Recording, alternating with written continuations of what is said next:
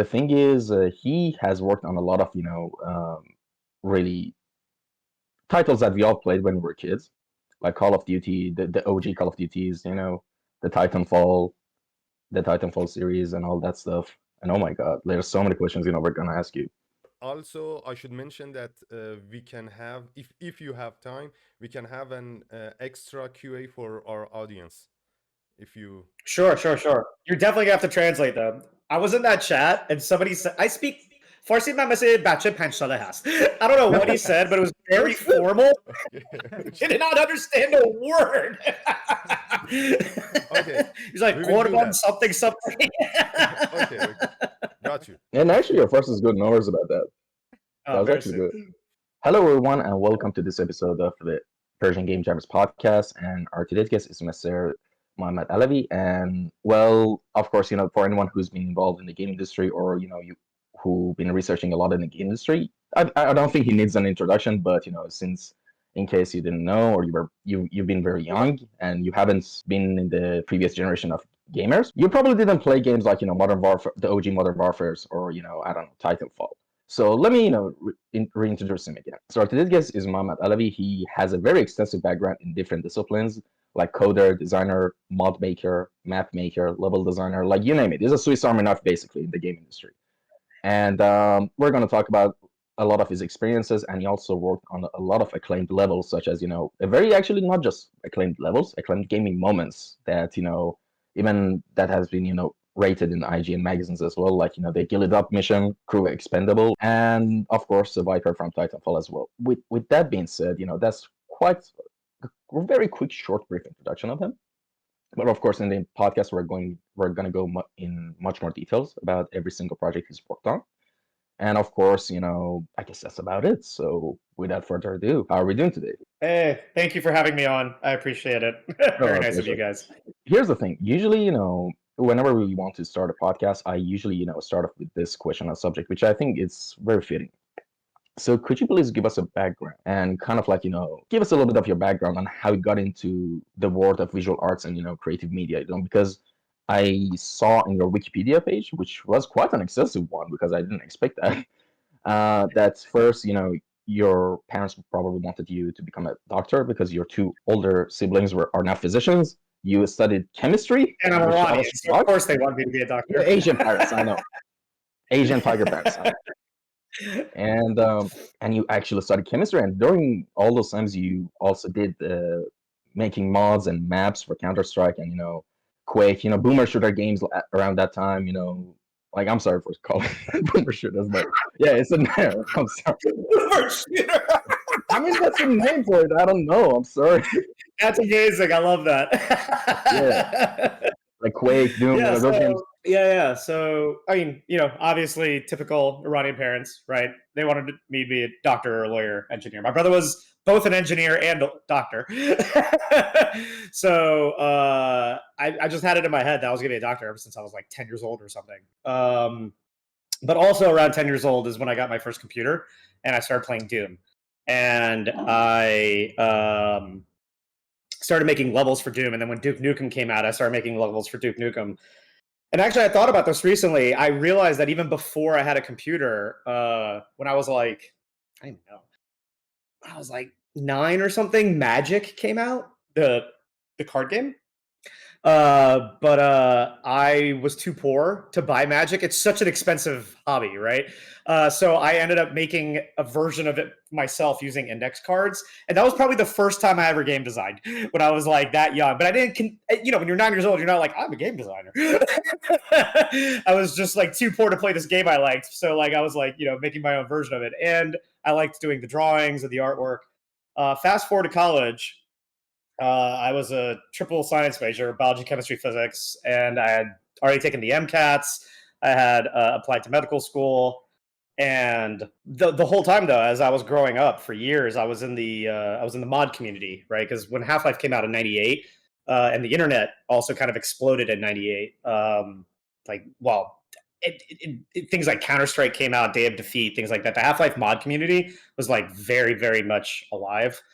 And I joined a bunch of like different mod groups, and because it was a hobby of mine, I love doing it. And yeah, so I was giving I was sending off my last application to medical school, and I got a copy of PC Gamer, and my buddy who was in the mod with me, who was the leader of the mod, told me that our mod was going to be in PC Gamer, and I was like very excited to see it. But when I opened it up, what he didn't tell me was that every photo they used was of one of my levels. And yeah, that was my reaction. I was like, there's like 12 other people on this mod. Why is it all just me? He was like, dude, don't you know? He was like, your stuff's the best stuff. And I don't know. It changed me at that moment. And then all of a sudden I was like, because I never thought I was good enough to get paid for it. It was always just a hobby, right? I always imagine people who make video games are just like gods, right? And this was not something for me. But in that moment, all of a sudden I like completely changed my mind, and I was like, I'm not going to go to medical school. I'm going to go do this and get paid for it. I love this. And back then, again, this is like 2002, there was no YouTube, there was no any kind of thing where like this is how you get into video games. So I was like, I guess I got to go back to school. So that's what I did. I told my parents I didn't get into medical school because they would have never let me not go. So I just lied. I told them I didn't get into medical school. I went back to school to learn how to program. Honestly, my first job was Call of Duty 2. So I just got very lucky. Very, very lucky. First job being a Call of Duty 2. Like, wow, that's the way to start your portfolio and resume. I mean, yeah, but I mean, at that time, Call of Duty was very small. I was hire number 23, right? It was a very small indie team. Yeah, like I remember this other artist who I used to talk to, John Loeb. I don't know if you know him. He worked in Bethesda on a Skyrim and stuff like that. John Loeb, do you know him? He's in New York. He worked on Oblivion, and he actually started his career on a DLC on Oblivion. Then later on Fallout 3, Skyrim. Like he started his career like that in 2006, and it's crazy. The crazy. Previous generations, yeah. Yeah, it's definitely not the same anymore. Like, if I interviewed now, I would never get hired. Yeah, the industry has definitely changed with everything that's going on. And so let's see. You studied chemical engineering, I guess you said, right? No, I studied biology, chemistry, and physics. Yeah, three different degrees. Wait. 3 different degrees. Three bachelors. Yes. Why? Like, I'm shocked.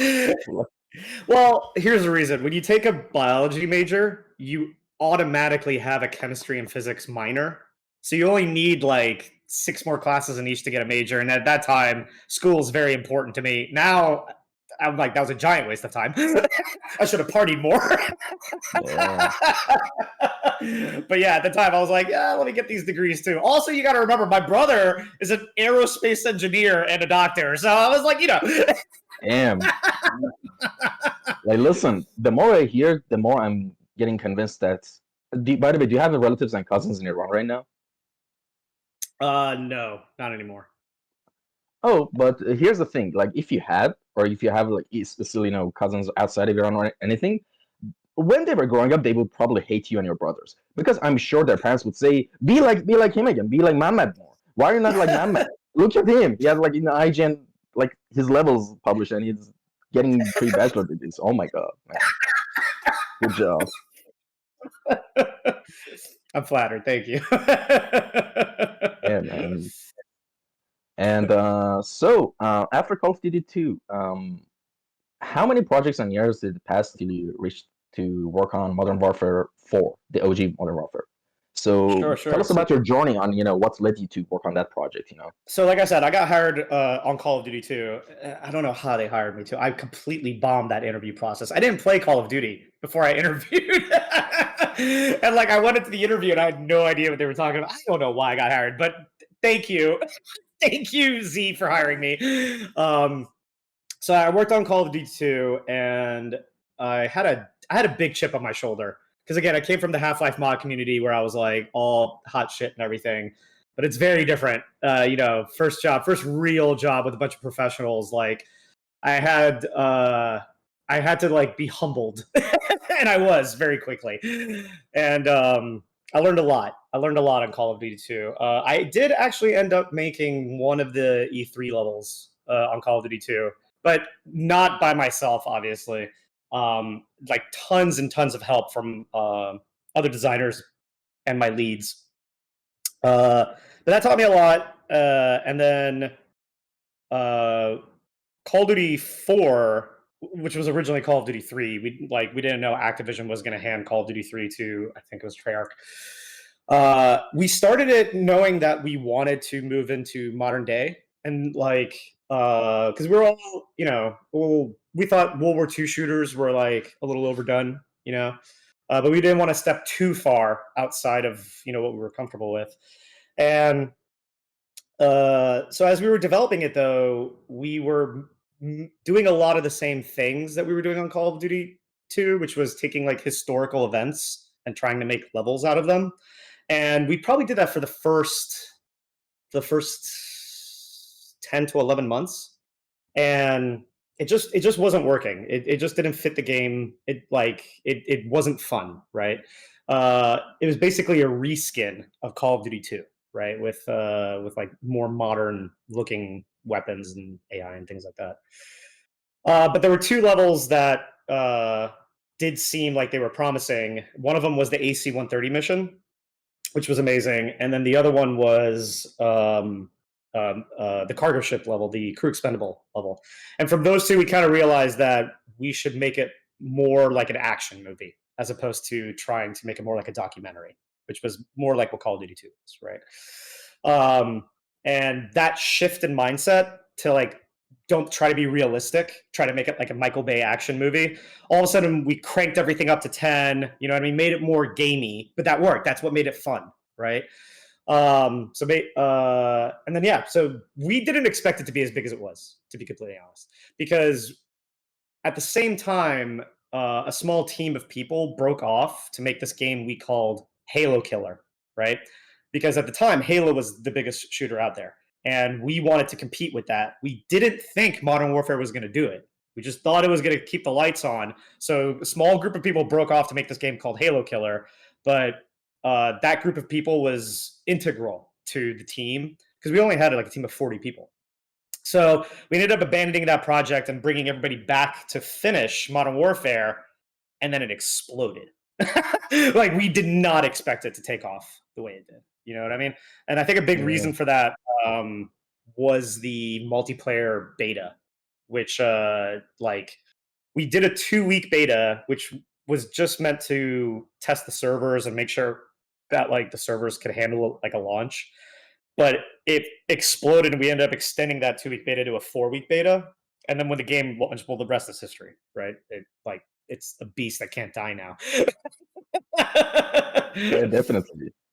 And before I move into the next question on the subject, there's one thing I want to point out to everyone who's listening right now, and just you as well. You mentioned that it was in 1998 when you wanted to buy Magic, and you wanted to buy Magic the Gathering cards, right? No, not 98. This was way before 90. This is like 92 when I was much younger. But you mentioned something about 1998, right? 98 was when I was in college, when I joined the modding community for Half-Life. Oh, so yeah, that year. All right.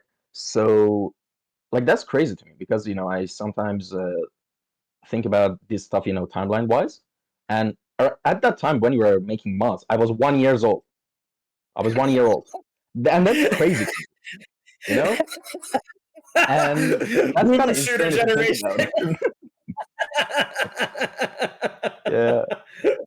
And I'm sure a lot of people who are in the chat, they're probably they're in the 90s or 80s. I don't know, 80s or 90s. They probably are getting a little bit freaked out about this as well. But yeah, I mean, it's true. Like, the other day, like one of my friends' cousin, he is like 20 years old. And I was trying to calculate something, and I realized, wait, when Skyrim came out, he was 7 years old. And that freaked me out a lot. It's stuff like this. Do you ever get freaked out about this, after being 20 years in the industry? So actually, yeah, I just hit 20 years, and it sometimes yes, most of the time no. I do think it's funny how what's starting to happen is people I work with have never played the games that I worked on, and I'm just like, that's insane to me that they've never played the original like Call of Duties because they were so big at the time, right? Yeah, and actually, like game net cafes like in Iran, like I remember, like there was this whole thing that people only played Call of Duty 2 with only snipers. Like if someone uses a submachine gun or something, like that was like a rite of passage in the game net cafe in my town, for example. Like everyone were picking the sniper and Call of Duty 2. It was some desert like level. I was 8 years old when when I think about this, you know. And another thing that kind of freaks me out, I clearly remember when I was 10 years old and got a copy of like Modern Warfare, the OG one, and I clearly Mhm. remember the first level and the ship level, and that ship level and the Ghillied Up levels. And I'm not just saying this because you're the guest, but those levels were generally two of the most memorable like levels I could ever think of when I think about that I game. appreciate that. Like the Thank you. visuals were amazing, like the feeling, the vibe. It was a game experience actually. It wasn't just oh do this, go there, do this objective, and like most games in the industry right now. Like it had that feel of a game experience, you know, like you're actually experiencing the player you're controlling. You know, it kind of had that vibe to me. You know, and I think that's why it became so memorable. And on that same topic, I want to ask you this: how could we make memorable stuff like this? Do you have throughout all of your years and all the experiences you have? Do you have you know what are some of your most valuable tips and you know advices you could tell us? You know, when it comes to you know making you know memorable design, basically. Do you have any predefined workflow or anything like that? No, no, it's definitely not predefined. That's a good question. That's a hard question. I don't know if I've got a good answer to that, to be completely honest. So I think my superpower is that no matter what task I'm given, I'm excited about it. I think that's actually what makes me successful. Not being talented or anything like that, but the fact that like I'm always excited about what I'm working on, doesn't matter how small it is. That's a good question. Sorry. Yeah, I don't have any kind of predefined anything. I guess I'm always just trying to look to make something new that my coworkers would be impressed with. You know what I mean? I think very small. You know what I mean? I'm like my small group of friends or my small group of coworkers. Like, what would make them go wow, right? Or what would make them laugh, or what would make them just like do anything other than just like sit there like because that's what making games is most of the time, right? You're usually working on a game that's terrible for 4 years until it's good. So you know, anytime in that process, like, you know, to like have any kind of like high moment, whether it's like a laugh or a cry or whatever, is what I'm shooting for. So I guess is my thing is I'm always trying to do something different. I've gotten better at it over time because when I was younger, I would just aim to do something different, right? And I would make a lot of mistakes, and that's important. You know what I mean? Failing is important. Like, you need to fail.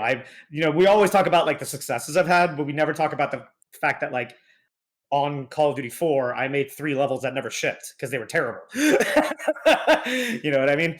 And then I made a bunch of other, even the levels that did ship, they went through many iterations, right? If you saw like Crew Expendable, like what that looked like when I first started on it, it looked nothing like that by the time it shipped, right? And I think that's important to like learn from your failures, but and also kind of get energized to do better.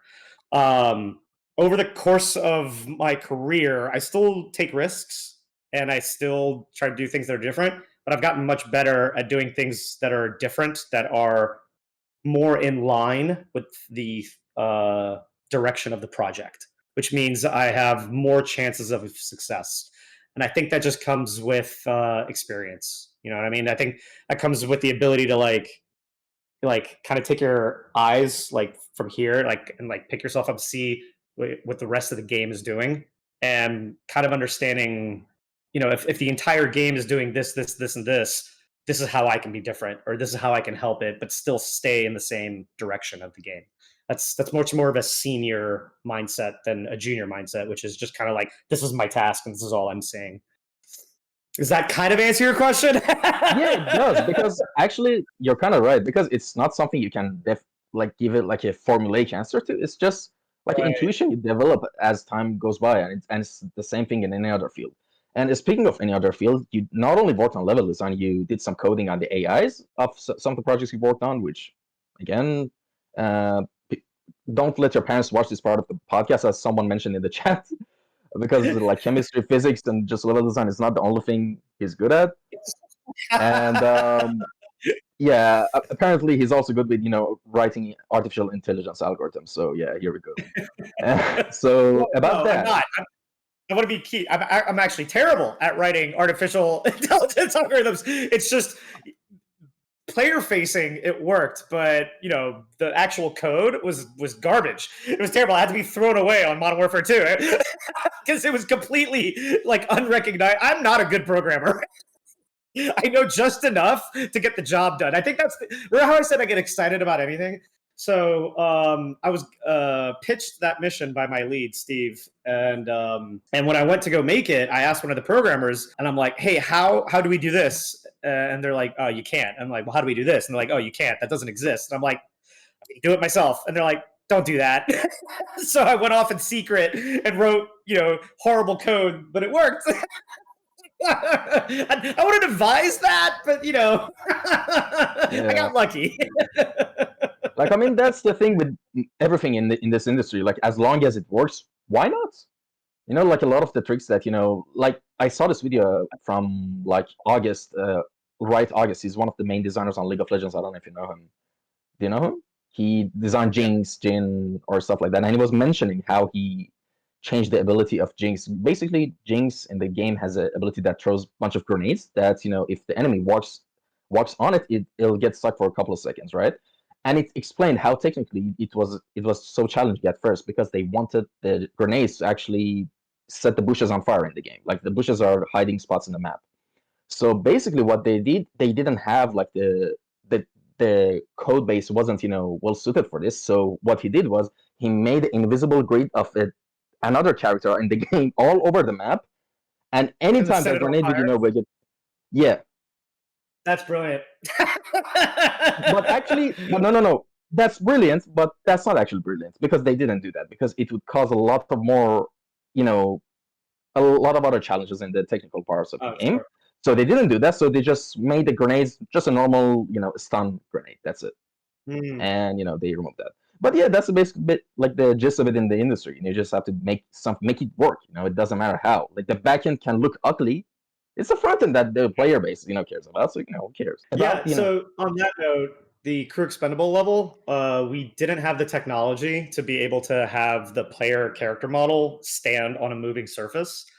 So the ship in that level doesn't move. I rotate. Thank God I've got a physics degree. I rotate everything else around the ship. Like I rotate the player's controls, the player's camera, the world, like all the door hinges. Everything else is moving. The ship isn't moving because the physics code wouldn't work otherwise. Yeah, it's thinking about it backwards. Yes. So wait, that's actually like a really really clever idea. So you basically in the engine you rotate everything, every asset, everything in the engine and the camera as well, like rotated by an increment as the time goes by. Yeah. So it gives the Yeah, so illusion. basically it was calculating what a wave would be and then reverse engineering the math to do everything else. That's actually really interesting. I'm kind of impressed. That's actually really interesting. And about now, speaking of this, since you've worked on a lot of different roles in the industry, now I want to ask you this. For most people right now, including me, we usually right now, like I'm a junior right now, so I'm just trying to focus on my own strengths and make my portfolio. For example, in my case, I'm trying to be a 3D environment artist, right? So I wouldn't, for example, take it, I don't know, course about like, writing AI for NPCs in Unity, for example, on Unreal. So I'm just focusing on that. But you had experience in a lot of different roles. So Yeah. so you're the right person to ask this next question, which is when should we try new things in our career? Like, is it something, that we can tangibly, measure that, when we can, switch to different things? And especially right now, like I know this is kind of a side note, but especially with the way AI is developing, first of all, personally, I don't care how much AI can develop. I love video game development. I like art. I'll still do it even if I'm poor, right? I don't care. Sure. But with everything that I just said, how can we feel and know when it's right to change our roles or positions in the Sure. game industry? Yeah. Or how was your experience basically? Yeah, I think that's a really smart question, actually. So I think the first thing that I would advise is don't. It's a common mistake for a lot of juniors to be like, "Well, I'm good at this and I'm weak at this, so I'm going to focus on my weakness to make it stronger. That's a terrible idea. If you're already good at something, just be better at it. Okay, be exceptionally better at it. Be the best in the world at it. Don't worry about the thing you're not good at, because if you're not good at it, you're already naturally behind compared to somebody else who is good at it. You know what I mean? That doesn't mean you can not improve it. Go for it.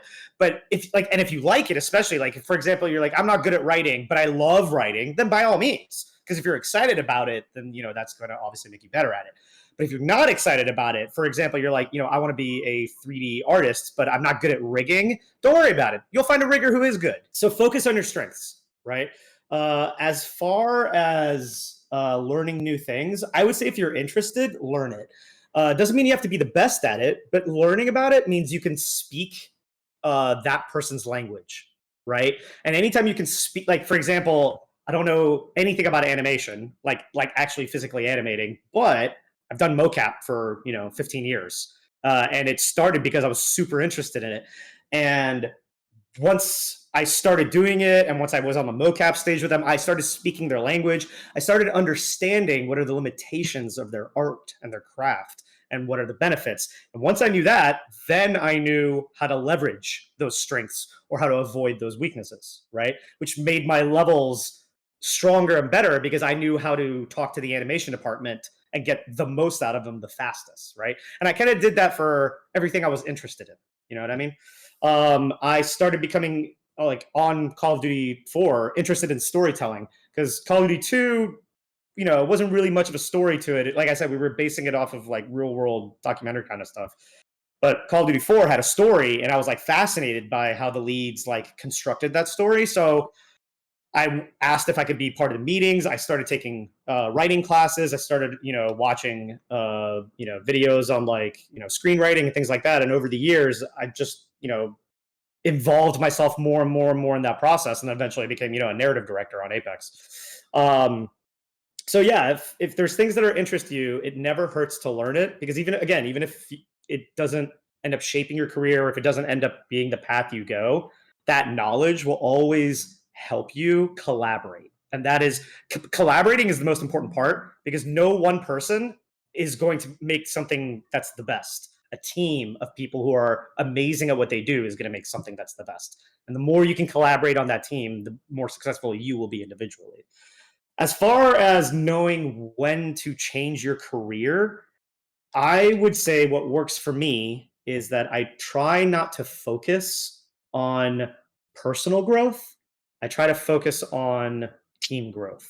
Like, what can I do for the team that's the best? Because again, if I'm only focusing on how I can grow my career and forward my career, I'm not advancing the game or the company or anything like that. And my personal success, making one thing that's cool or becoming like a lead, that's not going to be as big as making a game that reaches, millions and millions of people, right?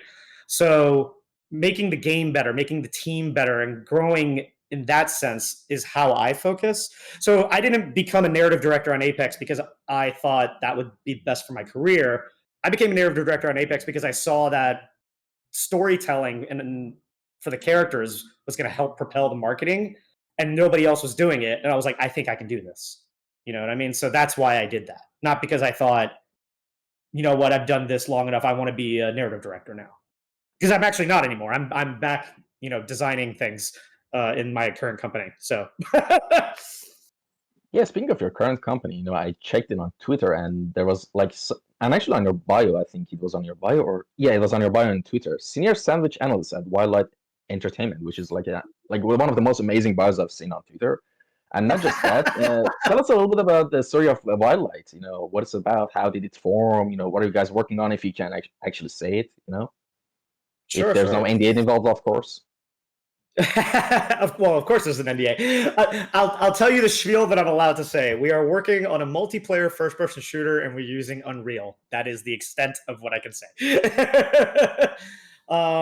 Yeah, so a lot of the developers from Modern Warfare broke off to create Respawn Entertainment. About 40 of us, and then after how long was I at Respawn? Like 12, 13 years or something. However long I was there.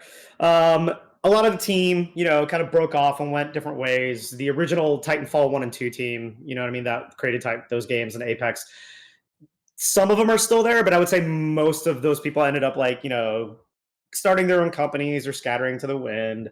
And I was feeling this itch where I just wanted to do something different.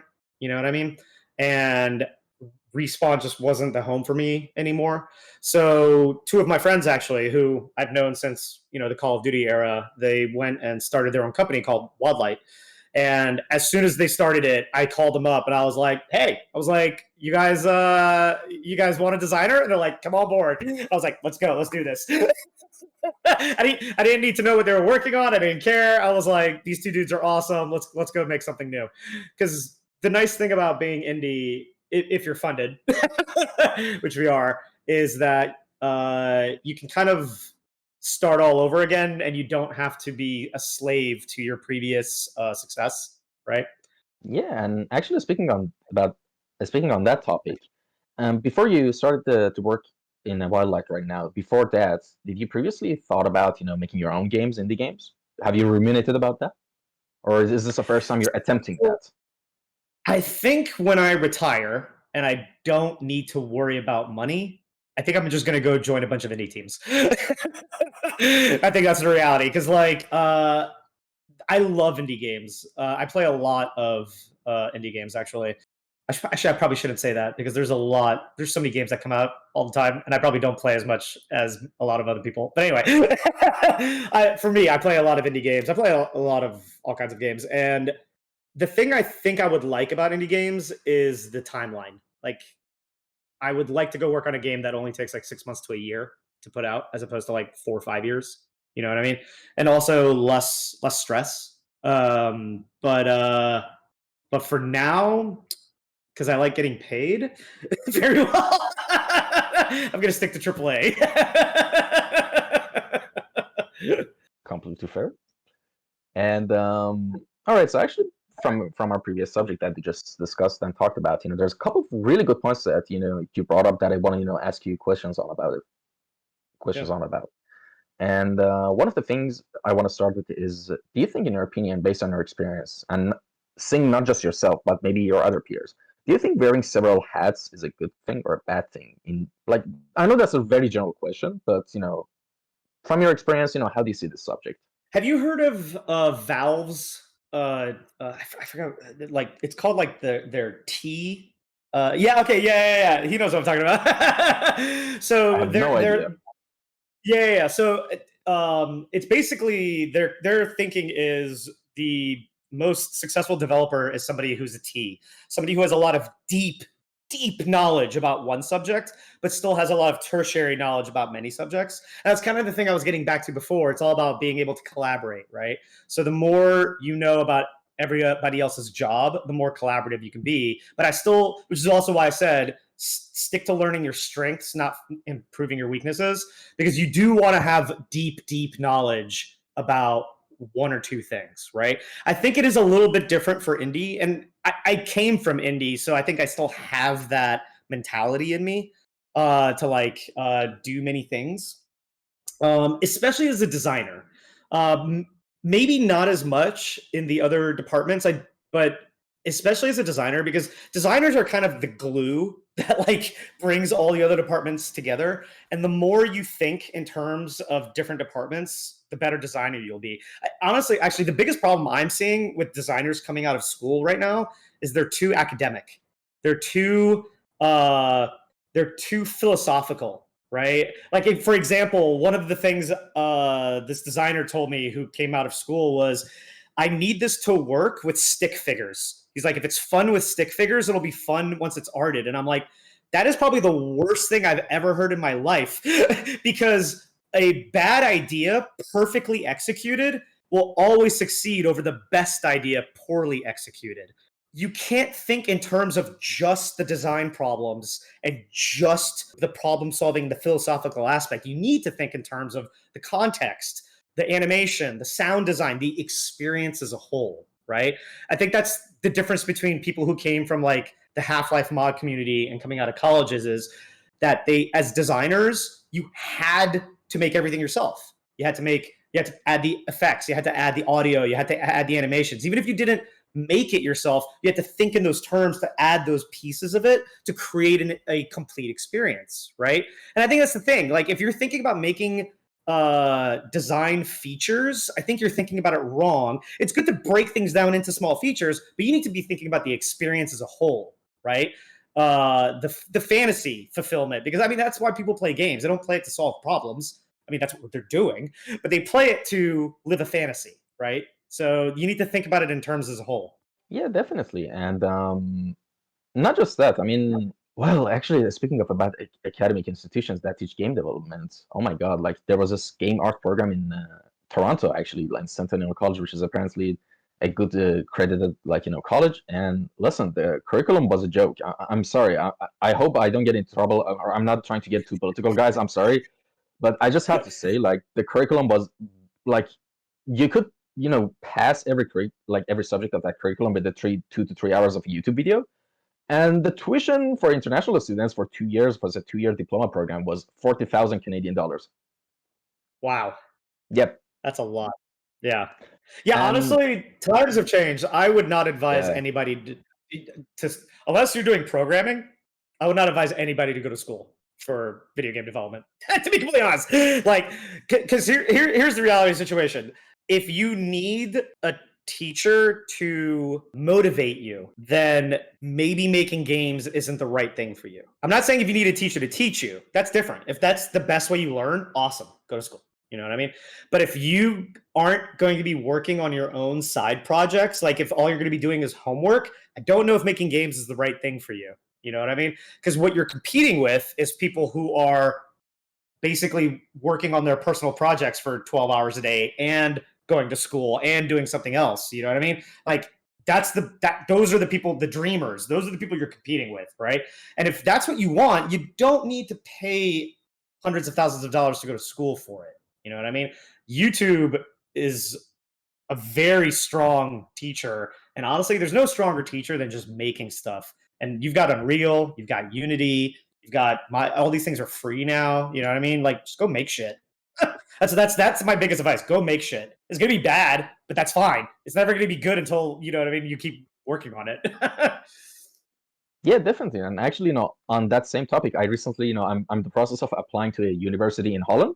And for a test, they had an intake interview. They wanted a portfolio and a game in Unity, and it took me like a week to make that game. And like the reason it took me a week is because I never opened a Unity in my life. And You're saying it took you a week, like that took you a long time, dude. A week is incredibly fast. No, listen, it was just one level. I mean, you should see the game. It's not very good. Like, I mean, of course, I 3D modeled every asset, but for the animations and the character models, I use Mixamo. And for the coding, of course, I'm not a C# coder. I coded a little bit of Python when I was a teenager, but I never, coded in C#. So it took me about a week, to get everything, set up and running. And oh my God, ChatGPT is scary. Like it can write any script and component I want. I mean, sometimes it's not accurate, like a lot of times, but if you know how to tweak it, you can easily, fix your problems. And Yeah. I learned a lot through that because I had to Google search everything. I had to learn every single problem. I have so many like sticky notes on my table, and I was just writing every single thing that needed to be done, every bug that needed to be fixed. And that I think is the best method to learn anything. Even with 3D modeling, like in my head, I was like, I wonder if I can make this little sketch of a spaceship into a 3D model. And that's how my 3D actually journey started, like in early 2022. And I started to Google everything I needed to do in Blender. Like I just messed around with the interface a bit, and I was like, all right, how to make things, how to add things, how to remove things. I Googled everything, And after 2 years, how to add materials. I guess you need to UV unwrap. What is that? And I just got some textures and I didn't, scales weren't even properly adjusted. So it was a nightmare of that was my first 3D piece. I'm proud of it. For the time it was good. It's like when your 5-year-old kid makes a drawing and you put it on the fridge. It's kind of like that for me. But that process alone, I think, is the best. Sure, courses are great, like structured courses, which is still I'm also going through a 3D environment course as well because it's really needed after you get the basics done. I think a good structured course really helps you to get to the next level. But for universities, for me personally, from my understanding, and of course I think you can agree as well, when it comes to art isn't something that you necessarily don't need to show a degree to a company. Maybe the embassy might say, why don't you have a bachelor's degree in the same place you're trying to apply to, so they might not give you visa. But for companies, I don't think, especially game companies and the entertainment industry, they really don't care about degrees anymore. They care about your portfolio, of course, because they want problems to be solved. And 100%, if 100%. yeah, Yeah. and No, you're absolutely right. Like whenever I look at a resume, I don't care about the school at all. I only care about the portfolio. You're 100% right about that. And honestly, that story you just told is a perfect example of like why you should learn a couple things. Like you're mostly a 3D artist, but you know a little bit of Python, you know a little bit of this, so you're able to make a game. Exactly. It's perfect. yeah, and speaking of working at, I'm just gonna go back to Wildlight for a second. Sure. About working on, like, this is like something I want to know about you specifically. Are you more like a project oriented person, or are you more like a team player oriented person? Like like how has that changed throughout your experience? In the 20 years of That's a experience that great you have? question. That's a great question. It's funny. Okay, funny you mention that. So remember I told you I bombed the interview for Infinity Ward on Call of Duty? Yeah, one of the questions they asked me was, how would you feel about working on a World War II shooter? I was like, oh, I'm so sick of World War II games. I'm such a moron. I can't believe I said that. Because of course they're working on the sequel to Call of Duty. Yeah, when I started my career, because I didn't know any better, I was project oriented. I was like, oh, I want to go work at id because I want to go work on the next Doom, or I want to work at Valve because I want to work on the next Half-Life, or I want to work at Naughty Dog because I want to work on the next The Last of Us or whatever. And obviously, like those I wouldn't call them dreams, but those feelings still come up. Like, oh, it would have been cool to work on that game because the game is so cool, right? But very quickly, I transitioned to team first over projects. Actually, thinking again about it, I'm a single player guy. That's my bread and butter. I love single player experiences, right? But I've actually worked on more multiplayer games and more years working in multiplayer in my career than I have single player. It's just the way it worked out with my teams. When we left Infinity Ward to start Respawn, the original Titanfall was going to be both single player and multiplayer. Because again, we were just playing to our strengths. We had just come off of very successful Modern Warfare 1 and 2. And we were like, well, we're going to make pretty much the same thing, right? We're going to make a single player and a multiplayer. But new engine, new IP, new company, new team. And it was very quickly decided that that's out of scope. We're never going to be able to ship that project and make it good. So we need to cut one, right? So we decided to cut the single player. And I had like an existential crisis at that moment because I was like, this is who I am. I make single player games, and I almost left. I like started looking around. I started interviewing at other companies, and I actually did get a couple of offers, but I decided not to take it. Actually, I was like, you know what? Let me get my team to E3 with Titanfall 1, and then let me see how I feel about it afterwards.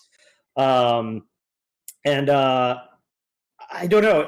At part of that process, I kind of realized that I'd taken for granted working with this very talented group of people over the last like decade at that moment. You know what I mean? And when I really sat down to think about it, I was like, do I want to leave this group of people? Because not just the fact that they're talented and they're good developers, but it was also that we spoke a language and we understood each other, and we had a culture that we all agreed on. And I was like, I don't want to leave that. You know what I mean?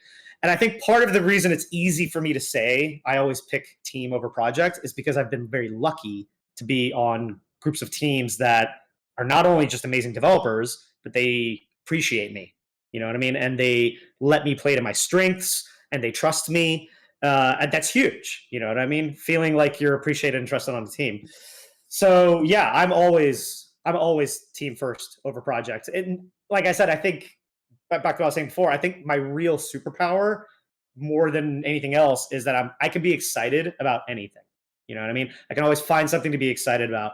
I am not a multiplayer guy, but I always find something to get excited about in any project I'm working on. And that's helped me, not only stay part of the team, but that's helped me basically create multiplayer experiences that are slightly different because there's things that I like, and I'm not a typical multiplayer guy. Speaking of not being a typical multiplayer game, for a guy who claims that, you've been quite excited about Helldivers 2 on Twitter, so Oh my god, it's so good! tell us about that a bit. How's the game been? Fighting for democracy. They nailed the tone of that game. I don't know how they're not being sued because it's basically Starship Troopers, but I don't care. It is nailing the fantasy. It is so nailing. That's a perfect example of a very simple idea perfectly executed. You know what I mean? Like that game just breathes its tone. And but I shouldn't say it's simple. Its design is pretty deep, actually, very complex and deep. I wish them all the best. They're killing it right now. I hope their servers get fixed. Have you been playing it? Yeah, no, I haven't played it, but I quite remember in 2014, because I was 18 in 2014, and I remember Helldivers 1 came out around that time. And I remember at the time, at the time I was doing a lot of my own sketches of games I want to make and stuff like that. I was at the same time, by the way, trying to study mechanical engineering. So I was on the wrong path at the time. But still, I had my sketchbook and, just jotting down every game idea that came to my mind. And one of my friends said, hey, this idea, there's a game that's really similar to this. I saw on PlayStation online. It's Helldivers. Go check it out. The mechanics could really inspire you. And I saw that it was an isometric shooter game. I was like, that's nice. But then, like a week ago, I saw Helldivers 2, and it just made me have a flashback to 2014. Wait, it's a sequel to that! And I was so excited, 9 years, And yeah, 2014. Yeah. Speaking of not getting sued by Starship Troopers, by the way, you should talk about how Palworld is not getting sued by Nintendo. Like that is insane. I actually don't think so. Like, Nintendo fanboys are very sensitive about their IPs. Let me tell you, I was getting death threats when I said Titanfall 2 wouldn't run on the Switch. But entertainment copies each other all the time. You know what I mean? Like, I don't know if I would say Palworld is that much of a ripoff of Pokemon as much as it's just in that genre. You know what I mean? Like, there's a million Dark Souls ripoffs. Nobody gets butthurt about those. You know what I mean? And like, actually, lately there's been like I can't remember the Umbral Lantern one was a really good one actually. Yeah, it's a Souls-like genre, right? Same with this. It's a catch a monster like genre. I actually don't see the similarities, and apparently neither does Nintendo because they actually sent out a letter being like, "Hey, fans, chill. We know what the legal law is." I mean, if Nintendo wanted to sue somebody, they would. You know what I mean? It's so. Yeah, it's really weird the attitude of some Japanese companies, game development companies, about it's the whole meme about Nintendo trying to sue a kid with cancer who made them out of a Nintendo game. Like they basically the whole just joke is that Nintendo is very ruthless with their lawsuits and stuff like that. They are. So if they're not suing them, then it's clearly clearly fine. But not to trash the Japanese game, of course, Sega is actually a great developer because I think, if I'm not mistaken, please anyone in the chat correct me if I'm wrong. The story was one of the modders of Sonic games made some mods for I think the original Sonic, and they were so good that they actually hired the guy to work on Sonic Mania. And oh wow, they actually encouraged him. But the Nintendo is the opposite side of the spectrum, and it's really weird to be honest. And there's speaking of another topic we just mentioned previously was I want to ask you this now. When you got the narrative lead in Apex, what changes and challenges you felt compared to your past senior roles? Yeah, well, very different. So the biggest one obviously was creating a writing team.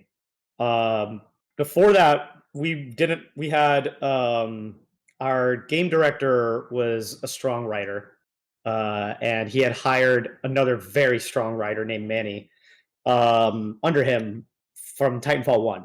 And the two of them basically just handled the writing. You know what I mean? But then on Apex, our game director went off to go start his own small project inside of Respawn. There's a lot of like shuffling around of leads. So he was gone, and the only person who was left was the writer, who was under a different design lead because we didn't have any writing leads, right? So that was part of the problem, actually. Like the person he was under didn't really care about, right? He was a fantastic lead. He just was a fantastic design lead. He didn't really care too much about writing.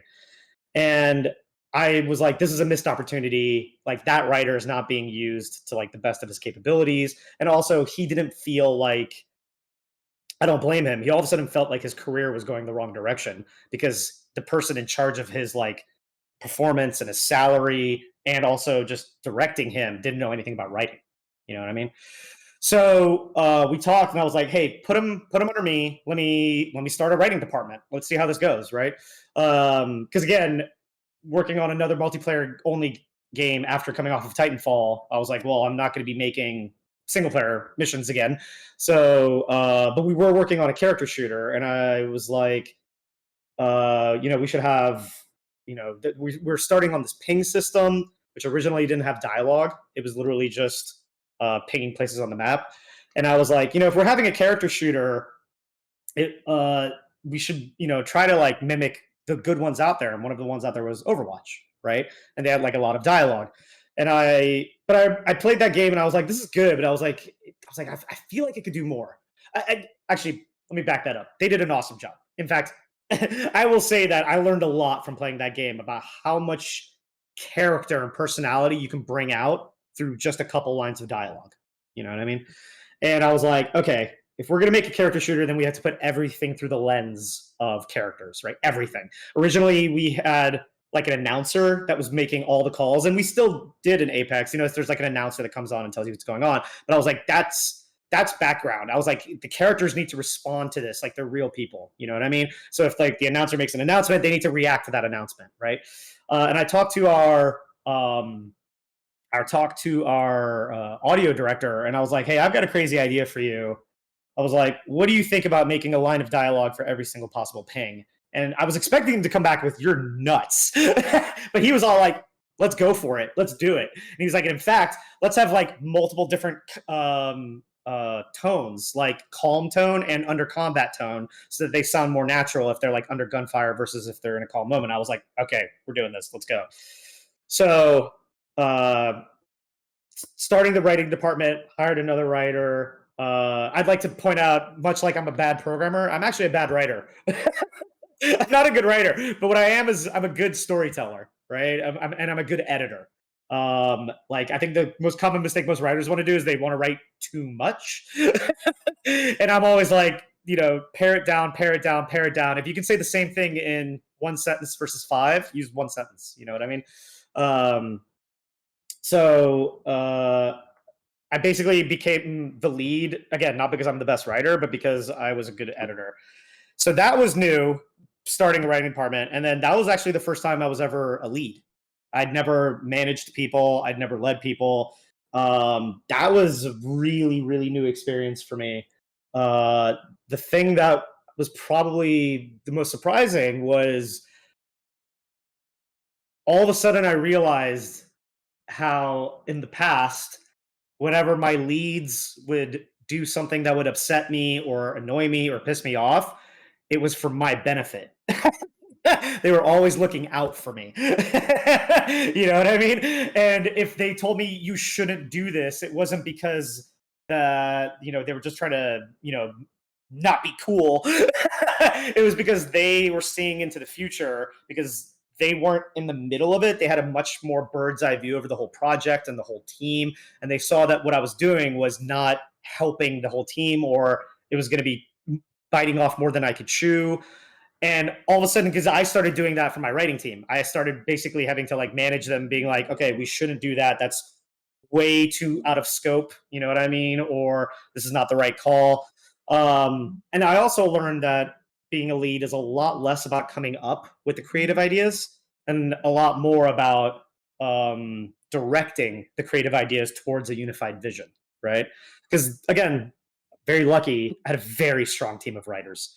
And it wasn't about being the person at the top who comes up with the great ideas. It was about realizing that this idea is amazing, but it's 50% in the wrong direction. If we can keep that kernel of that idea, but like move it towards where the rest of the project is going, I can make both the idea and the person working on it much more successful. So that was very new. I will say being a lead made me a much better developer. And speaking of being a lead, what games that were published do you wish you had a chance to work on, maybe as a lead or as just a developer? Like any project that you could have worked on, but you for any reason you pass on the opportunity, or that opportunity passed. Are there basically any regrets? I don't have any regrets, but I do. I mean, everybody's got the like, oh, I wish I could have worked on that project. The Last of Us 2. That is, in my mind, a flawless game. That game is amazing. I wish them the best of luck, but I don't think any company ever again can make a game that good. Not just because the game is so good, but because it probably took slavery to make that game. That game it's so much heart and soul and man hours put into that game, obviously, right? I think it's a passion project. And it's, oh my God, I would have simultaneously loved to work on that game, and I would have hated to work on that game, I think. But I would have loved to have at least been a fly on that wall to be part of that process. And speaking of passion projects, actually, in the past couple of years, I played some games that I would consider them in my top 10. And the best definition I could use for these projects and games is this: labor of love. It's true. Like some of the games I could mention is, of course, the most recent one, Baldur's Gate 3. Listen, I'm not a fan of isometric games or medieval games at all. I don't Same. look, I like them. See the word like. I'm not passionate about them. I'm not super energetic about them. I like them. Let's chill, go, whatever.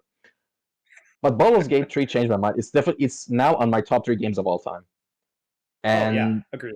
If anyone hasn't played it yet, go get it. Go get it. Go buy it. Yeah. And there was another game, Disco Elysium is another great example. Which is an extremely good game. This is my personal preference. My third pick would be Fallout New Vegas. It's my favorite game of all time.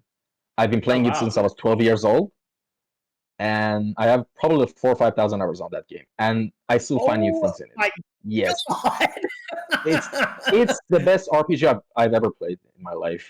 And so you mentioned The Last of Us 2. Are there any other games you consider labors of love as well? Oh, I mean, Baldur's Gate 3, I think is amazing. And it's hilarious because Baldur's Gate 3 might be like exactly what I would tell developers not to do. Like, make hundreds of hours of gameplay that the player might never see. You know what I mean? It's like, that is literally a recipe for disaster. Just throwing millions and millions and millions of dollars into something that somebody might never even experience. But you can't argue that game is incredible. Like, its branching narrative is unlike anything I've ever seen before.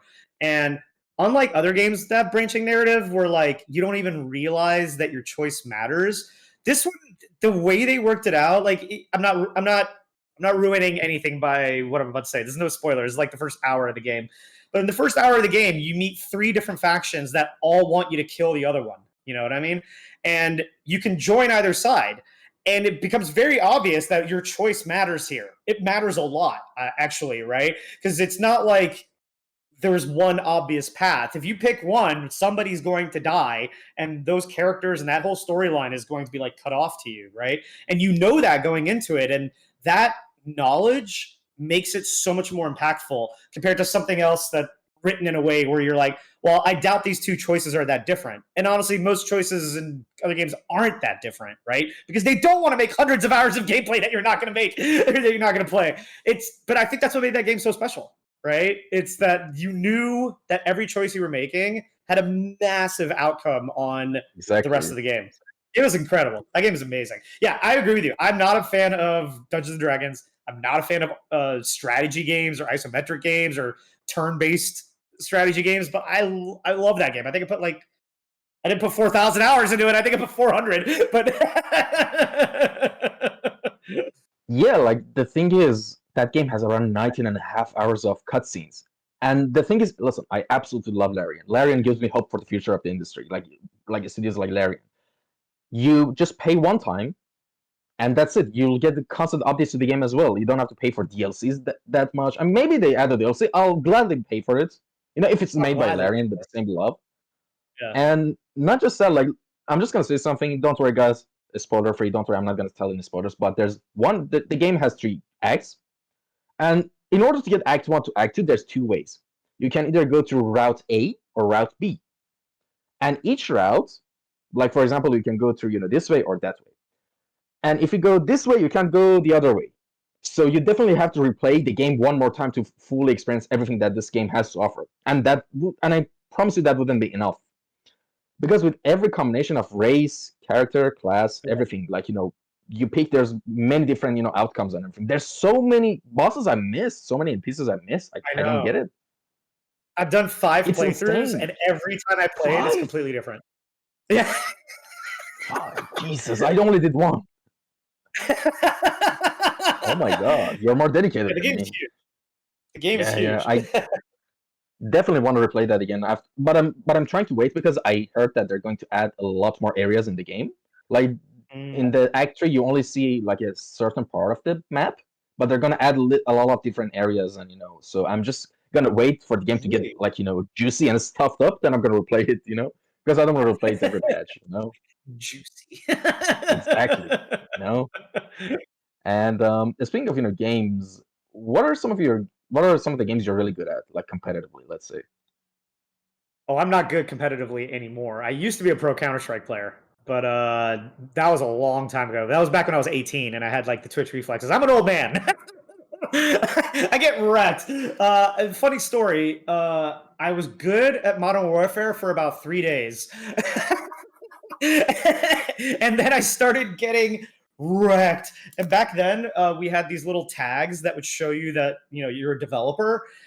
And I think it's a common mistake that people think that developers are good at games.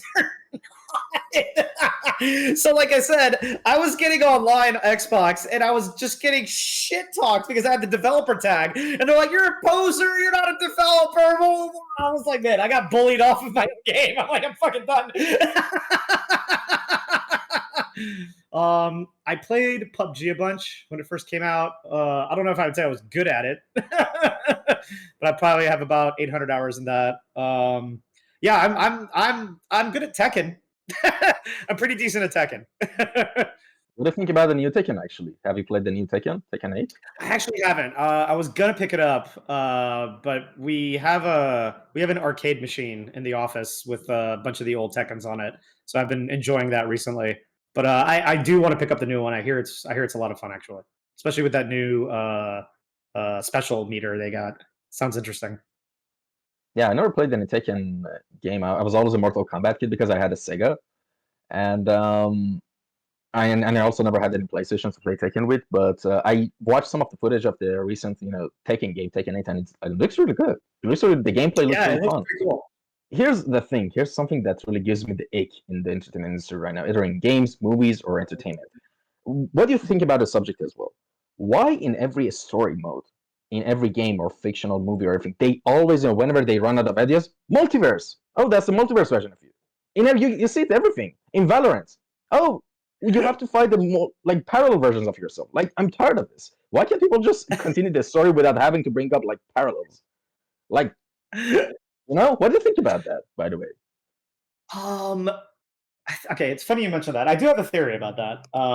I think there's this weird zeitgeist that happens where you feel like companies are like doing the same thing, and it's almost like they planned it. Like I don't remember what year it was, but there was this year where two meteor hitting the Earth movies came out within like 6 months of each other. It was Deep Impact and Armageddon, and it was like they planned this, right? They totally planned this. And then there was like 2 volcano movies that came out together. You know what I mean? I think part of it is just weird zeitgeist, like something obviously going on in the culture that gets creative minds to think in a similar way. You know what I mean? And I think the other half of it is maybe not the other half, maybe another third of it is trying to ride that train. When disaster movies came out, then everybody all of a sudden wanted to make a disaster movie. When World War II, you know what I mean? When Saving Private Ryan came out, then all of a sudden everybody wanted to make, World War II games. Zombie When movies Modern in Warfare late came out, then everybody wanted 2010s. to make Modern Warfare games. I think the other half of it, specifically for this one, is we're always kind of catering. Okay, I shouldn't say we. If you're making something for mass market, which is kind of my bread and butter, I try to make for mass market, you're always catering to the lowest common denominator. You don't want to insult your audience. You want to assume that they're intelligent, and for the most part, they are. Entertainment audiences are pretty intelligent these days. You know what I mean? But you don't want to go so above and beyond into niche that you alienate most of them. You know what I mean? So I think storytellers and such are always trying to find ways to do something new and innovative, but not too smart. You know what I mean? And I think Marvel kind of did this perfect 3-second explanation of the multiverse when they did that Thanos movie. I can't remember what it's called. Endgame, I think. And I had never seen it explained that way so simply that everybody got it. You know what I mean? And I think that because of that, and all of a sudden audiences understand multiple dimensions now, whereas before they didn't. Everybody's like, here's this new thing that we can do. But I agree with you. I think it's kind of gone off the rails now and everybody's doing it. So Yeah, exactly. I think it's just, it always takes 2-3 years to make something, right? So everybody saw that, and every writer was like, we have this great idea. You know what I mean? And then by the time 2-3 years passes, everybody's ideas are coming out at the exact same time. Yeah, and one of the biggest issues I have with this is that it makes deaths meaningless. Characters' deaths meaningless, and I really don't like that. The character's death should emotionally impact you, scar you. That's Game of Thrones had a lot of issues, but one thing that it was really good at was it would emotionally scar you when a character died, unexpectedly. So that's what it was good at, and I like to see that in games, and especially in Baldur's Gate 3. The amazing thing is there's so many different variations and combinations of events that could go on, and the character's death might really hit you, and that's completely possible. It's not like a Bethesda game that, for example, you can't kill any not essential characters. Oh my god, have you played the Starfield, by the way? Have you checked it? I tried. It's not for me. I thought it was for me too. Listen, I even pre-ordered it for myself, late spring for my birthday as a gift to myself. And I thought, wait, oh my god, after 7 years, they delayed the development of the next Elder Scrolls for this, and it had a $400 million budget, and it looks amazing. And oh boy, was I in a ride. Oh boy, was I disappointed.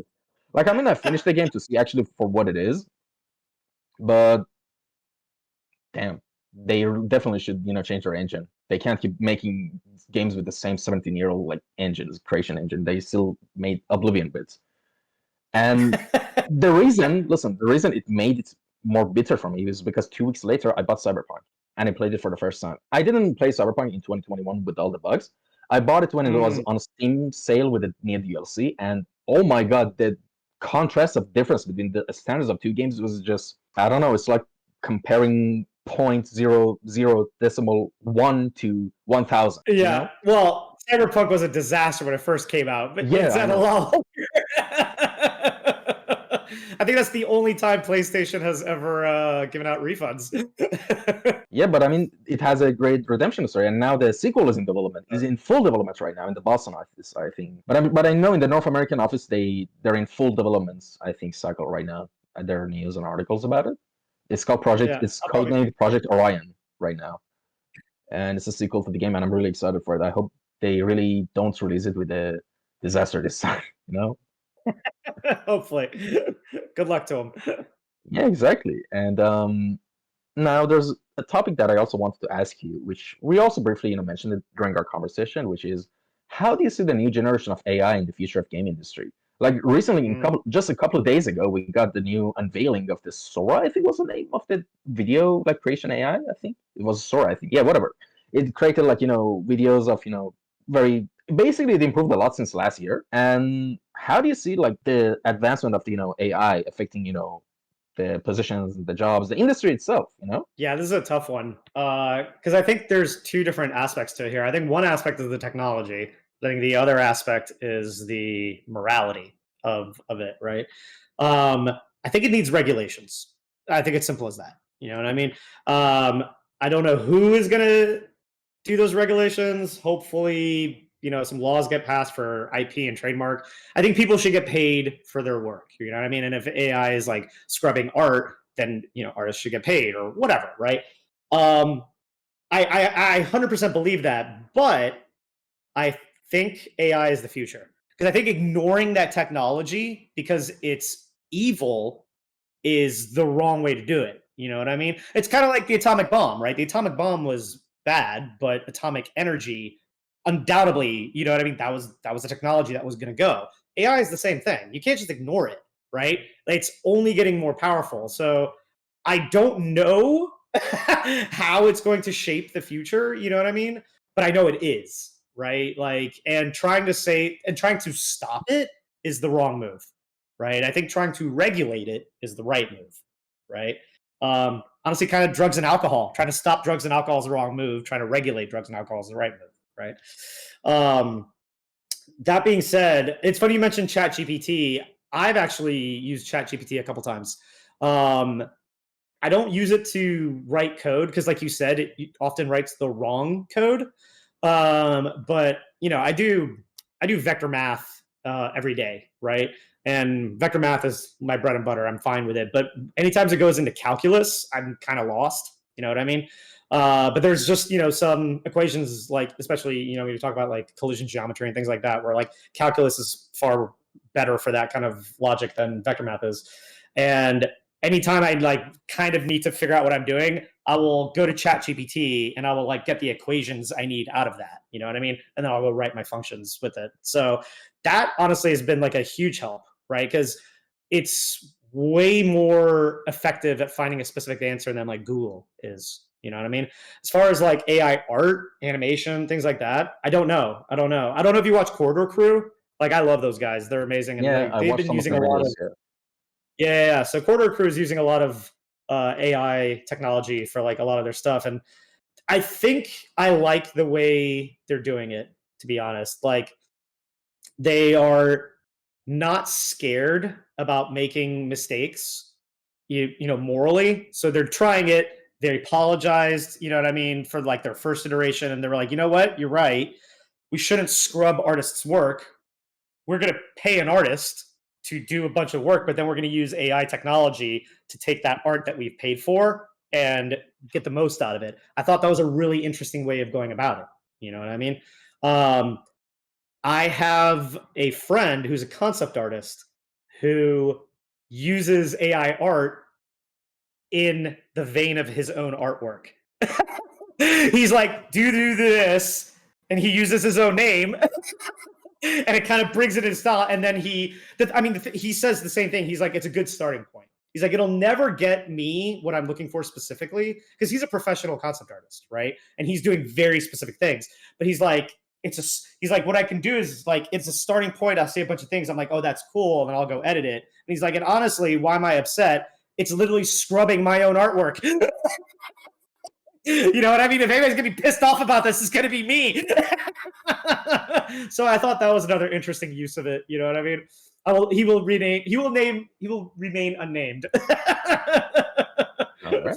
I mean, he doesn't do any bad work. I think, you know, to me, basically, AI is like a calculator. You know, if you're a mathematician and you need to, you know, do a bunch of, you know, menial tasks, of course you can use a calculator, right? In a lot of cases, same with AI when it comes to art. I'm not talking about the technical aspects of using AI, which of course is always encouraged, I think. Like, for example, the making, you know, like making tools and add-ons for, you know, doing the retouple or doing the UV unwrapping, all that stuff with AI. That's amazing, right? So we can just focus on the creative 100%. aspect. Yeah, like But menial tasks like that, I agree with. But it is more than just a calculator. That's what I'm saying. That's the problem with it. It is a tool. It's 100% a tool, right? But it is a tool that is basically robbing people of their work right now. Not all of the time, not all of it, not every aspect of it, but definitely an aspect of it that you can't ignore, right?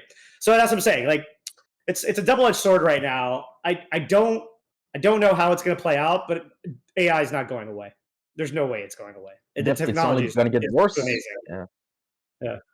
Yeah, I mean, it's only gonna get worse on dystopian, more dystopian or better, you know. But I think, I know, right? yeah, and I think Carl Ortiz, made a lot of movements, against how AI is, it's basically stealing, artists' artwork, to make train the machine algorithm models, And there's this technology called Nightshade. I'm not really well versed in this stuff, so I'm just saying from what articles I read about this, But one thing that is really scary about the new AI video that popped up, it could be really problematic in the future. Like, for example, there could be footage and evidence of you doing the things that you've never done. And one way that people are screaming about it, actually, we should fix this. It's just going to get worse. And someone in the comments said something which I'm going to try to censor. He basically said we should make fake evidence of politicians doing things they didn't do, so it would actually accelerate the regulations of it. And I was like, wow, that's actually pretty smart, Yeah, that's it. That it is creepy technology. I mean, these are gonna get weird. These are definitely gonna get weird. Yeah, definitely. And now, off the topic of AI, let's talk about some casual stuff.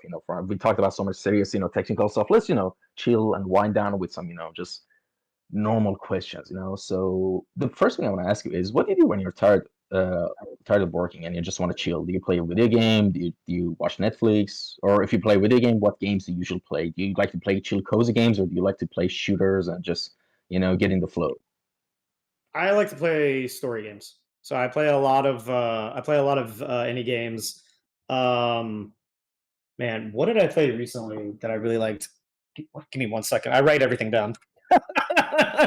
No worries. There was like over the break, I think I played something like 20 games in like 12 days or something. Somerville. And Bramble and the Mountain King. Bramble the Mountain King, something like that. Yeah. So those are two like pretty easy, like no shooting involved, kind of puzzle-ish story games. I love stuff like that, like Journey. I love Journey. I love anything that's just kind of like a moody experience. You know what I mean? Limbo, Inside. I love those kinds of games. Those are, well, like I said, when I retire, those are probably the kind of games I'm gonna go help make. I play a lot of games, and I often don't get tired from working. So you really shouldn't do what I'm about to tell you. I probably work 12 to 16 hours a day, and it's not forced. It's very much self-imposed. You know how you said earlier it wouldn't matter if you got paid for it, you would still do the artwork?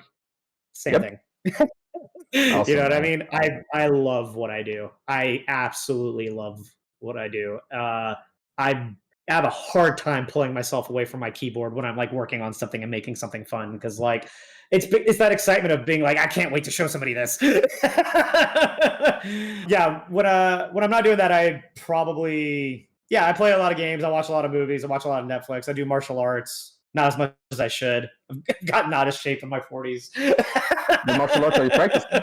Right now, I'm doing kickboxing, but I've Nice. run the gamut. I've done Thai boxing, taekwondo, jiu-jitsu, karate. You said if you're going to if you're going to retire, you're going to focus on help make games like those movie games you just mentioned. But aside FPS games, that's the type of genre you to make games in, right? Are there any other genres that you want to I make? actually don't play many shooters, to be honest. That's Like, interesting. let me rephrase that. I play every shooter. I don't like most shooters. I definitely play every shooter. I mean, I play everything that comes out for research, obviously. You know what I mean? Like every shooter, bad or good, has good aspects to learn from. I mostly play third-person action games. Those are story games. Like those are the games. Like I said, Last of Us 2 is like my favorite game of all time. That's mostly what I play. I play a little bit of fighting games, a little bit of competitive shooters from time to time. Like PUBG was probably like the last one. I'm playing Helldivers 2 right now, which is not competitive at all, but I love Helldivers 2. It's awesome. I mostly play third-person action. All right. And did you play any games made by Iranian developers? So I don't know if Anything this that is comes to mind? Yeah, I don't know if this is a cop out, but I got a buddy of mine who doesn't live in Iran, but he's Iranian. And he made an indie game. It's called Liquidators. It's a game about the crew that went in to fix the Chernobyl disaster. It's a student project, and it is the best student project I've ever played. Like, it's shockingly good. Like, keep in mind, it's on Steam right now. You can go play it. Keep in mind, before you download it, it is a student project, but it will very much impress you. That, like, basically one level designer, which is him, and game designer, and I think 2 engineers made this whole game. Yeah, I mean, we live in a really fantastic, age right now when it comes to game development, because I don't know if you heard about Game Lethal Company. It was made by a 21-year-old developer, and I mean, of course, he used some assets and help from other people, but mostly it was self-made, Oh yeah, And that was before that, fun as hell. I love it. yeah. Have you finished all the levels, by the way, in Lethal Company? No, definitely not. No, I think I played Lethal Company for about 2 weeks. It was awesome. I definitely got my money's worth out of that game. It was fantastic. You know what I mean? But there just wasn't enough depth there for me to play longer. I mean, I'm not saying anything about the game. I think for its price point and what it had, I think it was marvelous. And honestly, kudos to that guy. I think he can retire now. Good for him. Yeah, I mean, he made a lot of money off of it, and I think we can move on to some, audience questions if that's okay. Sure, yeah. All right, let's see. Let's start with Mr. Hamid R. The guy looks like Jesus. Hi, Hamid. What do you love the most around making video games? Like creating the world, people living in it, or just making something fun, and why? Good question. I like telling stories. And that doesn't mean like writing. I just mean like an experience, right? So that's my favorite part. Let me back that up actually. I love telling stories as a gameplay experience. I want you to play through like in like an amazing experience. You know what I mean? Which is why I said like I think of things as like an experiential thing as opposed to like a a feature or a mechanic or a storytelling beat. I like the whole thing. You know what I mean? My bread and butter is single player, so I kind of attack everything like a 3-act structure. I attack the gameplay as a 3-act structure. I attack the storytelling as a 3-act structure. With like a setup, then you've got like the fun and games in the middle, then you got the twist at the end, right? And the more I can like kind of bring everything together with like the storytelling, the experience, the mechanics, and the fantasy fulfillment to do that, to make something like memorable, like the happier I am. And again, like I've had a lot of failures, you know what I mean? Like not everything I make is great, but like if you try enough, you make enough stuff, you know what I mean? You're eventually going to make something good. All right. And the next question is by Rasul Sajjadi. He is asking, I really want to know, as someone who worked on the original Modern Warfare trilogy and created those masterpieces, how does he feel about the new Modern Warfare trilogy? That's a good question, actually.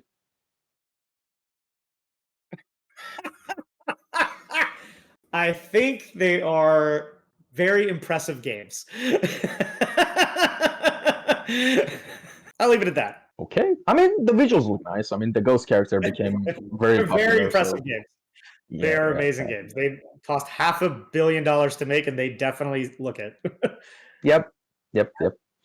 At least graphically. Yeah, whatever. But let's move on. Let's see. Oh, actually, Hamid Reza Rahman said something interesting.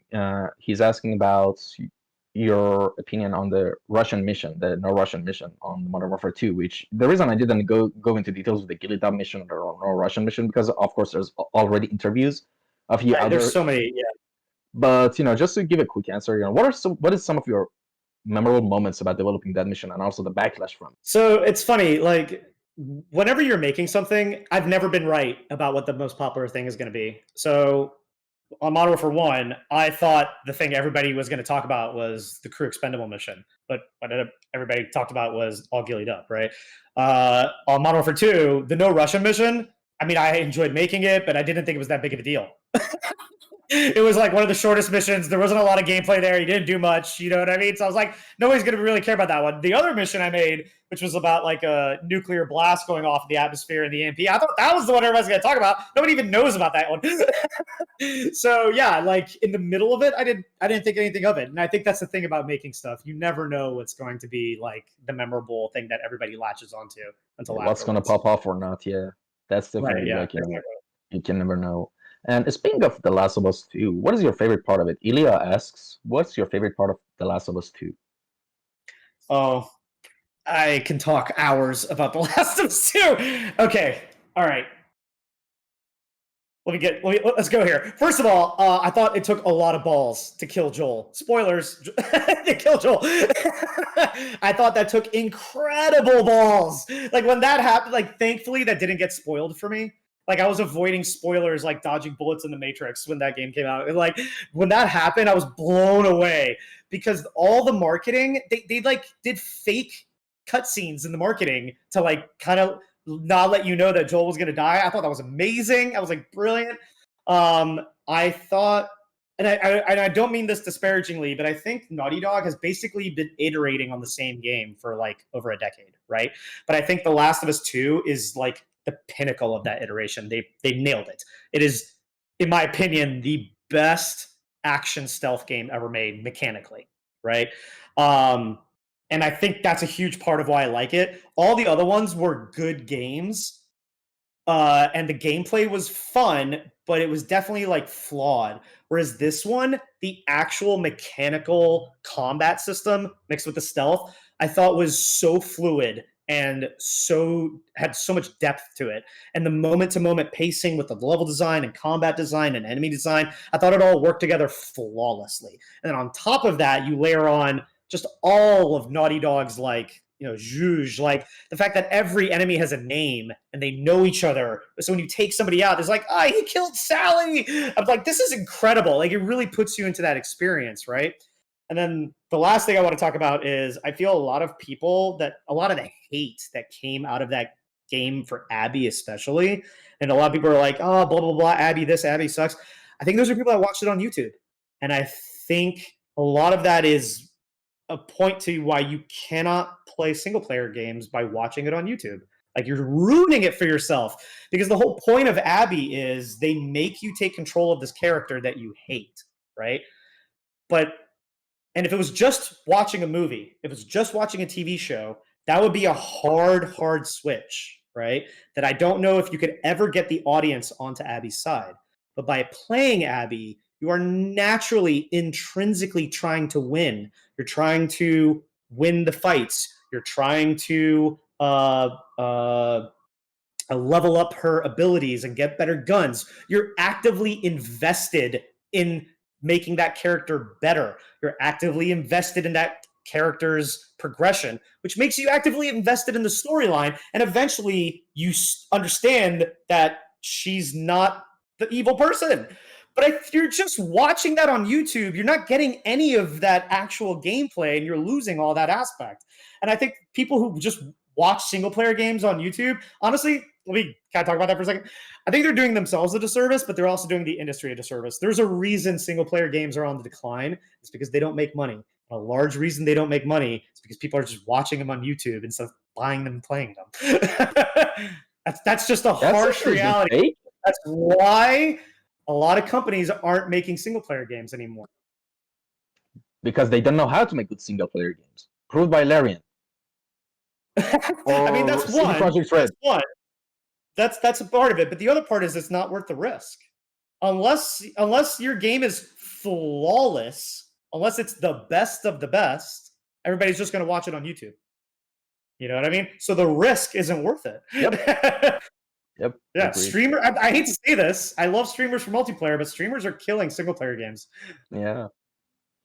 And all right, let's move on to the next question.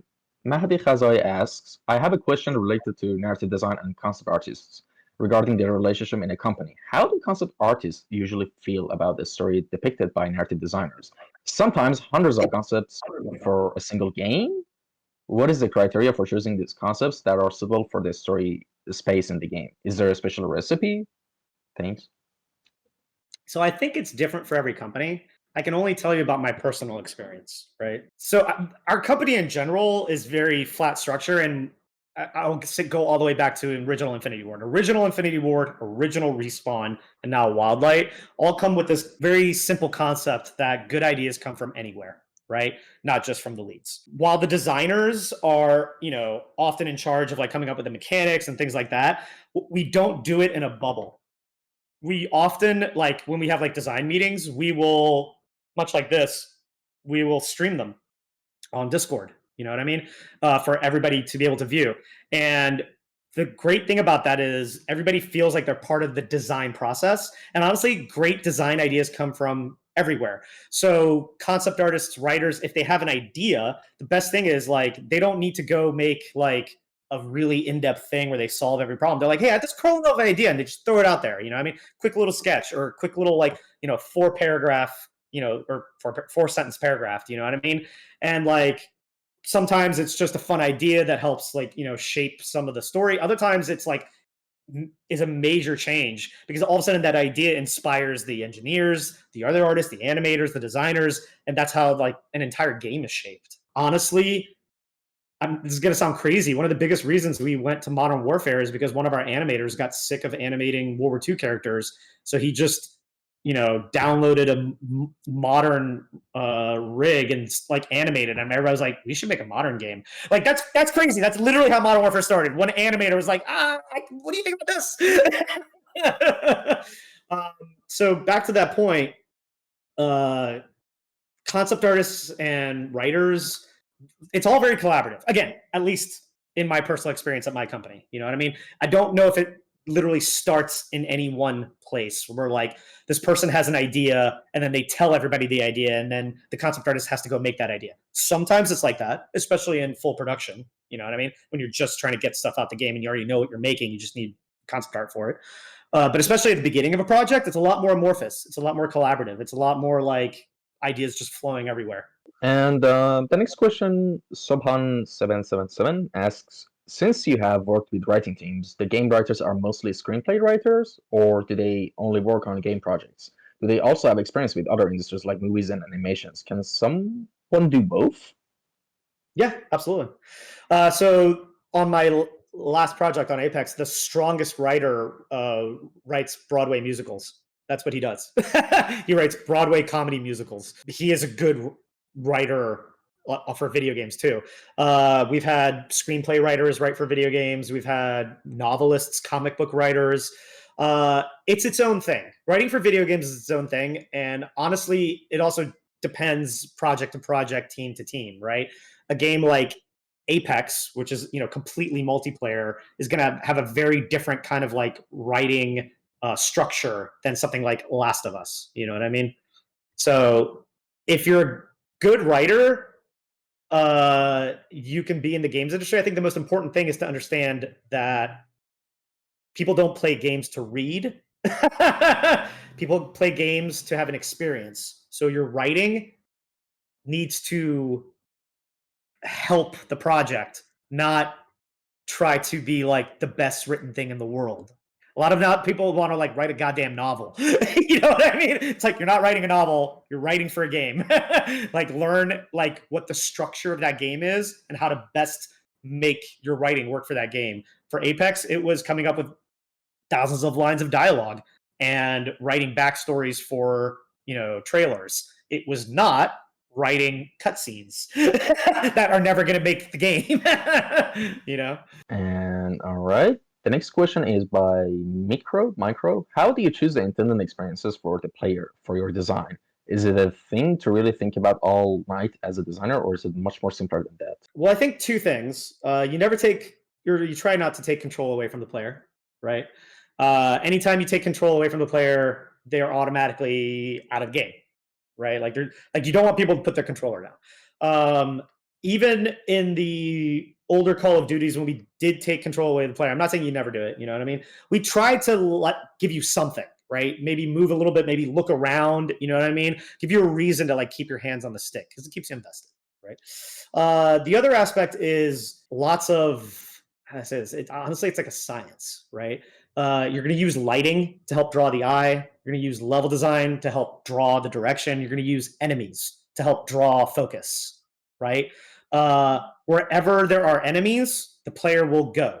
I think that's a hard lesson I had to learn at first, that players will never run away from something. You know what I mean? So if you want them to run away, you don't put enemies behind them, you put enemies in front of them. You know what I mean? And things like that. But it's a multidisciplinary thing that's basically like, you need to use every tool you have, right? If you have a dark room with a light at the end of it, that's where their focus is going to be.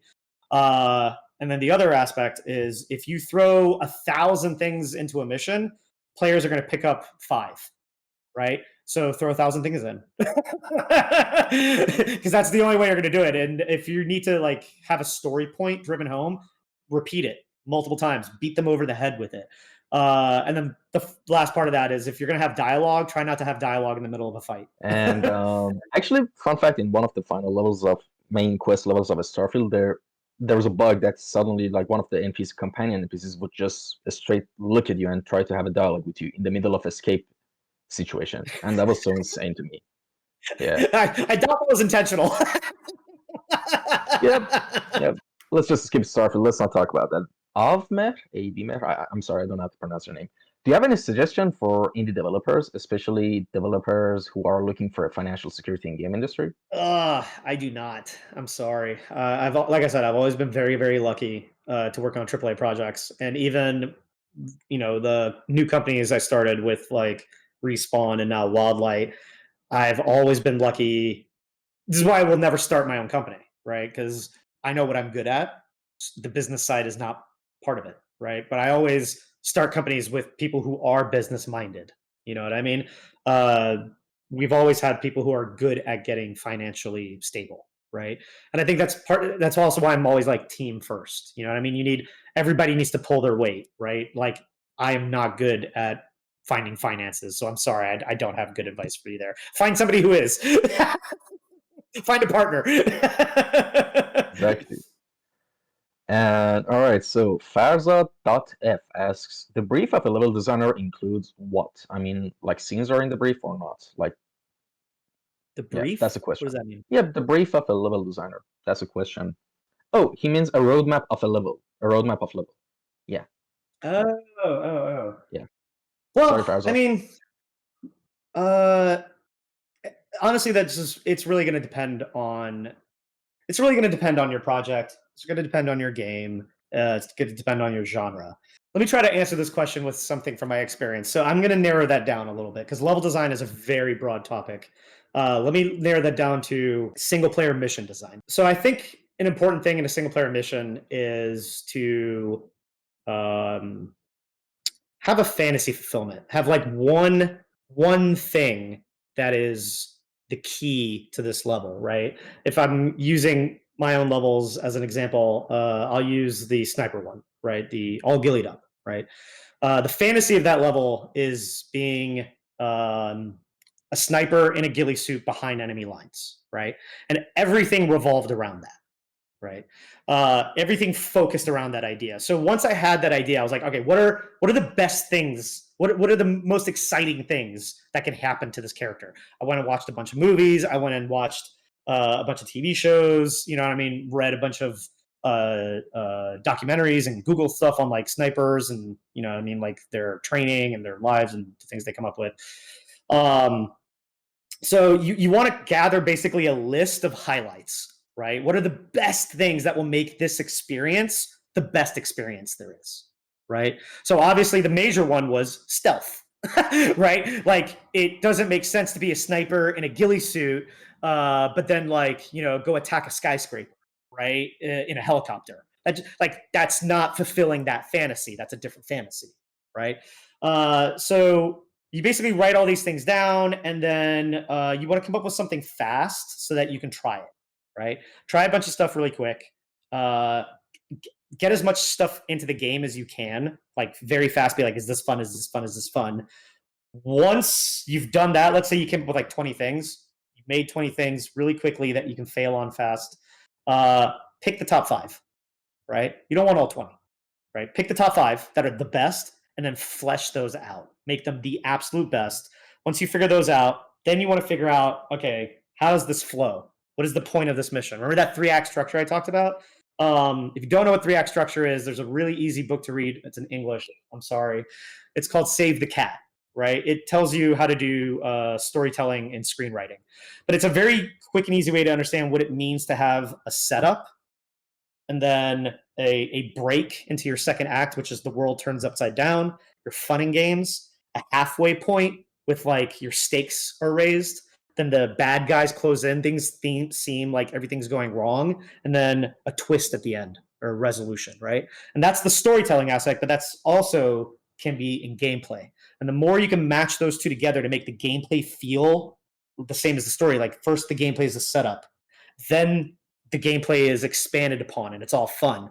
Then it like your stakes get raised and it feels like you might be overwhelmed that gameplay is like it might not feel like enough, but then you twist it at the end. You know what I mean? You give a player use that exact same gameplay. For example, the end of Half-Life 2, right? You've been using the gravity gun the whole time, but at the very end they twist it. You know what I mean? And they give you like this thing that you've been using the whole time, but it's slightly different. You know what I mean? That's my flow.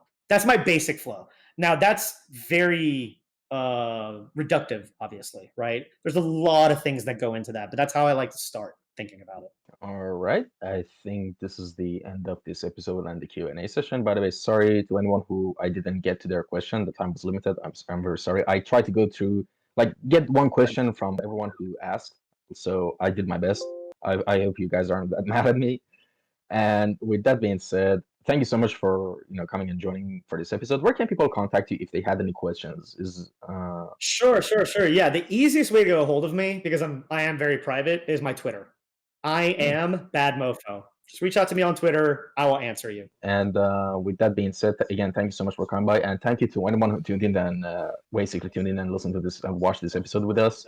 I hope you enjoyed it. As always, if you have any comments or critiques or suggestions, you can DM the moderators or the admins, or you can just leave the comment section in the YouTube or whatever. And with that being said, take care, everyone. Stay safe. Till next episode. Bye. Have a good night. I have something for Mohammad. I don't know if we're leaving the call right now or not, so that's kind of awkward, right? This character. Do you recognize them? This. Hold on, let me increase this. Oh, that's awesome! Oh, that's Mirage. Mirage, Tito, Lobo. That's so cool. I love that.